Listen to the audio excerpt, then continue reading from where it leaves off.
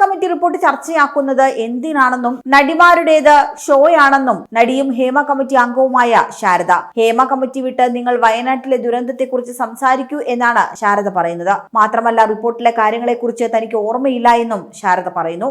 മലയാള സിനിമയിലെ ലൈംഗിക ചൂഷണവുമായി ബന്ധപ്പെട്ട വെളിപ്പെടുത്തലുകളിൽ പ്രതികരിച്ചെത്തിയതായിരുന്നു ഹേമ കമ്മിറ്റി അംഗം കൂടിയായ നടി ശാരദ. എല്ലാ കാലത്തും സിനിമയിൽ ലൈംഗിക അതിക്രമം ഉണ്ടായിരുന്നുവെന്ന് പറഞ്ഞ ശാരദ ഇപ്പോഴത്തെ നടിമാരുടെ വെളിപ്പെടുത്തലുകളെ വെറും ഷോ എന്നാണ് വിശേഷിപ്പിക്കുന്നത്. അന്നത്തെ കാലത്ത് പലരും അഭിമാനത്തെ കരുതിയും ഭയം കൊണ്ടും ആളുകൾ പറയാതിരുന്നതാണെന്നും ശാരദ ചൂണ്ടിക്കാണിക്കുന്നു. ലൈംഗികാതിക്രമം എല്ലാ കാലത്തും സിനിമയിൽ ഉണ്ടായിരുന്നു. തങ്ങളുടെ കാലത്ത് ആളുകൾ മൗനം പാലിക്കുകയായിരുന്നുവെന്നും അഭിമാനത്തെ കരുതിയും ഭയം കാരണവും അന്ന് പലരും ഇക്കാര്യം പുറത്തു പറഞ്ഞിരുന്നില്ല. എന്നാൽ വിദ്യാഭ്യാസമുള്ള ഇന്നത്തെ തലമുറയ്ക്ക് ദുരനുഭവങ്ങൾ തുറന്നു പറയാൻ ധൈര്യമുണ്ടായി എന്നാണ് ശാരദയുടെ വാക്കുകൾ. എങ്കിലും റിപ്പോർട്ടിനെ തുടർന്ന് ഇപ്പോൾ പുറത്തുവരുന്ന വെളിപ്പെടുത്തലുകൾ വെറും ഷോ ആണെന്നായിരുന്നു ശാരദയുടെ പ്രതികരണം.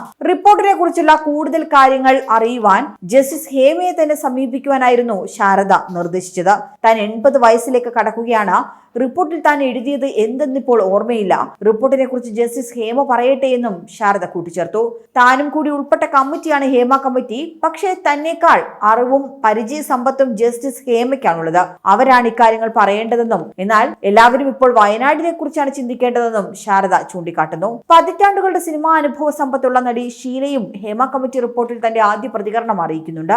നടിമാർ നേരിട്ട അനുഭവത്തെക്കുറിച്ച് ധൈര്യത്തോടെ തന്നെ തുറന്നു പറയണമെന്ന് ആവശ്യപ്പെട്ട ഷീല തനിക്ക് പക്ഷേ ഇൻഡസ്ട്രിയിൽ നിന്ന് അത്തരം മോശം അനുഭവങ്ങൾ ഒന്നും തന്നെ ഉണ്ടായിട്ടില്ല എന്നും വ്യക്തമാക്കുന്നു. ആരോപണം നേരിടുന്ന നടന്മാരെ കുറിച്ച് ചോദിച്ചപ്പോൾ ഇത്രയും പേരുകൾ ഉള്ളപ്പോൾ എന്തിനാണ് ചില നടന്മാരുടെ പേരുകൾ മാത്രം പറയുന്നതെന്ന് അറിയില്ല എന്നും കുറ്റം ചെയ്തവർ ശിക്ഷിക്കപ്പെടണമെന്നും ഷീല പറയുന്നുണ്ട്. ഹേമ കമ്മിറ്റിയെ നിയമിച്ച സർക്കാർ ഇടപെടലിനെയും ഷീല പ്രശംസിക്കുന്നു.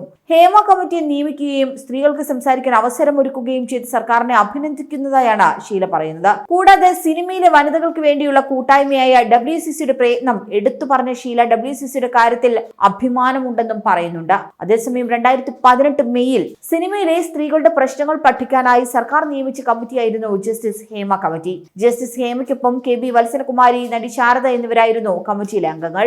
രാജ്യത്ത് തന്നെ ആദ്യമായായിരുന്നു ഒരു സർക്കാർ ചലച്ചിത്ര മേഖലയിലെ സ്ത്രീകളുടെ പ്രശ്നങ്ങൾ പഠിക്കുവാൻ വേണ്ടി ഒരു കമ്മീഷനെ നിയോഗിക്കുന്നത്. കമ്മിറ്റി നിലവിൽ വന്ന് 1.5 വർഷത്തിന് ശേഷം 2019 ഡിസംബർ 31 ഹേമ കമ്മീഷൻ സർക്കാരിന് റിപ്പോർട്ട് സമർപ്പിക്കുകയും ചെയ്തു. മലയാള സിനിമയിൽ സ്ത്രീകൾ നേരിടുന്ന വിവേചനവും ചൂഷണവും വിശദമായി തന്നെ ഹേമ കമ്മിറ്റി റിപ്പോർട്ടിൽ പരാമർശിക്കുന്നുണ്ട്. പലതും ഞെട്ടിപ്പിക്കുന്ന വിവരങ്ങളുമാണ്.